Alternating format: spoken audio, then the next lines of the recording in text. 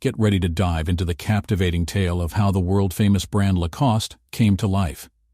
Most of us take pleasure, in one form or another, in donning fine, tasteful, and most brands, in whose quality and originality we have never wavered over the course of many decades, are within easy reach. Sure, there are a lot of well-known clothing labels, but there's one that has managed to garner the affection of people all over the world. The iconic crocodile that graces all of the apparel, accessories, and sports equipment bears the respect it deserves, and the brand's restraint, refinement, and elegance are all apt descriptors. The crocodile logo was the driving force behind Lacoste becoming a household name across the globe. Where did it all begin? Who had the idea to create a brand featuring a crocodile, and why a crocodile? Today, Lacoste is so much more than just clothes and shoes. It's also a vast array of accessories, including watches and, of course, perfumes. Today you'll have your answers to all of these questions. René Lacoste, the founder of the company, was born in 1904 to a family that was not destitute. His father was a highly regarded figure in France. René's father was a very strict conservative, and he was certain that his boy would hold an important position in society. Despite this, René was always interested in tennis, and he would spend any free time he had playing. By the time he was 15 years old, he was largely playing tennis on his own, with only occasional supervision from teachers. René's father was opposed to his hobby. This disagreement even caused daily sports-related scandals between the two. The aristocrat wanted his son to become an official, not some boy with a racket. But after some time, the father did agree to give René a chance, but on one condition: René had to become a world champion, and he had only 5 years to do it. 5 years may seem like a long time, but for a professional athlete, it's just a few weeks or months of hard work, sleepless nights, and determination. René had no professional training, his father didn't provide financial support, and he had to rely on his own strength. He worked hard, which led him directly to success in many ways. This school of life will help him with his creation in the future.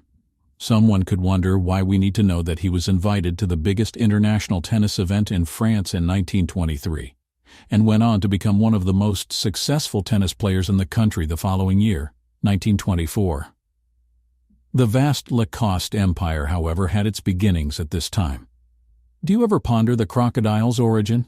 The tennis player was strolling the streets of Boston on one of his professional travels when he saw a crocodile leather suitcase in a store window, and thought to himself, "If I win, I'm absolutely going to purchase this." He was a tough opponent, occasionally aggressive, and his games were like shows, René told himself before one of the most challenging tournaments. The media dubbed René the Crocodile because of his playing technique, in which he appeared to be hopping around and jerking like a crocodile, and the shop where the crocodile suitcase had been displayed removed it the next day. A few days after the win, Robert George, a part-time artist and one of René's closest friends, gave him a drawing of a crocodile with an open mouth. The graceful shapes and small details depicted in the drawing enchanted René, so the next day he gave the white blazer to a tailor to transfer the drawing to one of its pockets. René Lacoste's signature green crocodile has been around since then. It should be noted that in 1927, René competed in a tournament in the United States wearing a white polo shirt with 3 buttons and the same special crocodile on its chest. It was mandatory for tennis players to wear white shirts and pants at the time. Some saw René's clothing choice as a defiance of tennis as a sport, and many criticized and even wanted to ban him from playing. However, René looked so cool in his outfit that soon other tennis players began to copy his uniform, which of course he didn't create. For the first time in the history of fashion, the logo was placed not on the inside of the branded product but on the front, and many people laughed at them for it.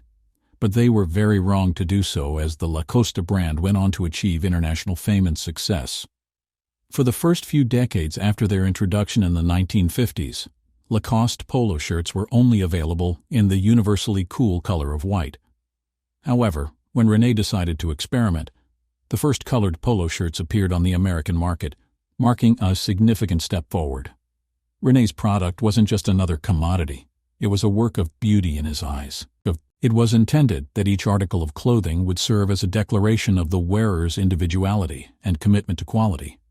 René didn't invest in marketing since he felt his product was already successful on its own. Lacoste became a niche brand because of this, as René reflected years later. I could embroider hundreds of items a day. I could just load the store shelves, but then it wouldn't be the Lacoste that I had dreamed of. In the 1950s, the French polo was first spotted on celebrities like John F. Kennedy and Clint Eastwood, thanks to a sneaky marketing ploy devised by Lacoste founder René Lacoste. The move, which involved sending the brand's wares as gifts to the most famous figures of the time, was an instant hit, and Lacoste's popularity grew exponentially. He once said in an interview, "There are things that can't be explained. Maybe if I had chosen some other animal for the logo, something cute and harmless, nothing would have come of it. A rooster, for example. Everyone would have known that the brand was French, but there probably wouldn't have been such an effect." However, the secret of the brand's success wasn't its logo. Lacoste is renowned for its versatility and aesthetics. The crocodile polo shirt was so distinguished that it could be worn in any situation, from a simple walk or even an important event. Other equally well-known brands began to modify their logos, like Ralph Lauren's Pony or the American Eagle's eagle. By the mid-1950s, the product range wasn't particularly extensive, but by 1958, a line of children's clothing had been introduced, and by the 1960s, the world had its first look at the brand's leather accessories. By this point, René was no longer in his prime, and it had become difficult for him to run the business. He deserved the retirement he had yearned for so long, so his son, Bernard Lacoste, had taken over management responsibilities. Bernard had worked and supported his father in the family business since he was a little boy, and he went on to make important contributions to the expansion of the firm, including the introduction of a line of perfumes that is widely regarded as among the finest in the industry to this day. Sunglasses, tennis shoes, leather goods, and wristwatches were all introduced in that decade. The 1980s saw the heyday of the company as the preppy look became prominent. U.S. high school seniors aiming for admission to elite universities dressed to impress, which is why they sported plaid pants, diamond wool vests, loafers, and, of course, the famed Lacoste's polo. In the 1990s, Lacoste polos became popular and were even sold at discount retailer Walmart. However, it was later realized that a primary focus on increasing sales wasn't the best strategy, as the product had lost its exclusivity and was now positioned as something easily accessible in the ordinary. Additionally, the competition was only growing at the time, with dozens of new and successful brands sprouting up like mushrooms after a rainstorm. When Yves Saint Laurent intern Christophe Lemieux was hired as Lacoste's creative director, he helped the company regain its former prestige by reintroducing an exclusive line of clothing aimed squarely at young people. The line was a smashing success, and Lacoste's reintroduction of exclusive clothing helped the brand reclaim its status as a leader in the fashion industry. In 1996, the company entered the Russian market. The first Lacoste boutique was opened in Moscow. From the very first days, it was overwhelmingly popular with the local golden youth.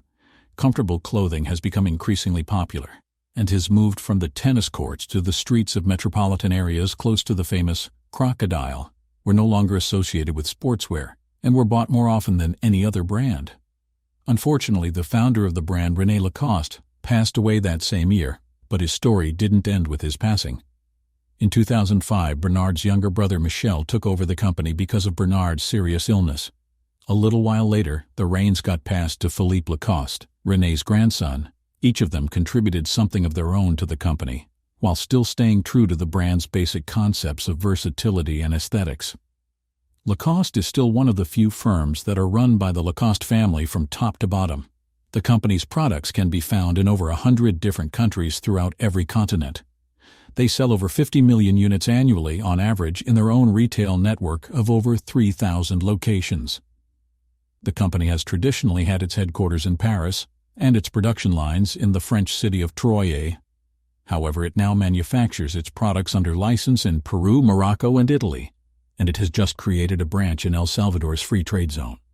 This company's history is like a fairy tale with a happy conclusion. René Lacoste was able to show his father that he had a passion for sports, and as a result, he became a professional tennis player and gained millions of fans around the world. He also set the stage for a prosperous future for his own offspring, and perhaps even his great-grandchildren. Customers who visit Lacoste stores report feeling as though they've stepped into a miniature palace of elegance, where they may bask in a sense of aesthetic pleasure before heading back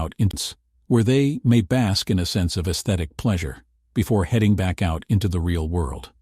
So that was all for today. Before ending this video, we would love to know how you personally feel about the Crocodile brand.